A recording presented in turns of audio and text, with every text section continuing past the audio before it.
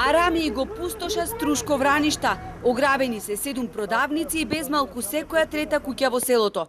Влегуваат во ситните сати од 2 до 4 часот наутро и земаат што ќе стигнат, од храна и пијалоци преку апарати за домакинство и електрични алати. Ова во ненормална држава се може да се случи. Буквално се плаши човек да легне да спие во состојаниот дом. Ги обиваат локалните кафетерии каде се гоштеваат, а потоа влегуваат во куќите чии собственици се на печалба, па дури во дворовите слободно јадат и се однесуваат недолично, раскажуваат мештаните. Тие се жала дека полицијата не превзема ништо. Дојде ке мене, им верам, зете отпечатоци, значи во фриждерот се крадено, тој ми сликат саде. Со сликање што можете да фатите.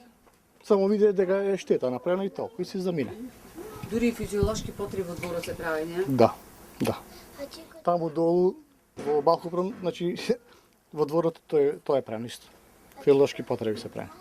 Мештаните но ќе бдеат и на видеокамерите поставени пред своите куќи ги гледаат крадците и стрептат од страв. Како свише татко дома. Сретане се задржа дома, виде? Се што снимиле камерите е предадено во полиција, но мештаните се приморани сами да ги чуваат куќите, буквално бркајќи ги краците низ селото. Можете ќе играти оружје од местното население. Ма се презет некои мерки. Дали ќе одговарат некои, не ќе одговарат, нека се мислите и владата. И ние самите треба да се мислиме.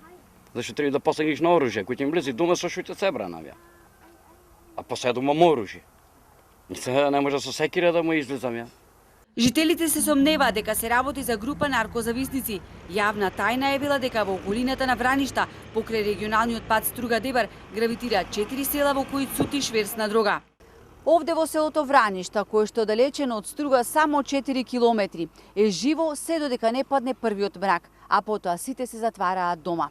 Најголем притисок чувствуваат дечињата, кои што, како што кажуваат нивните родители, се плашат да останат сами дома. Во Враништа има околу 500 куќи, а број приближно 1500 жители.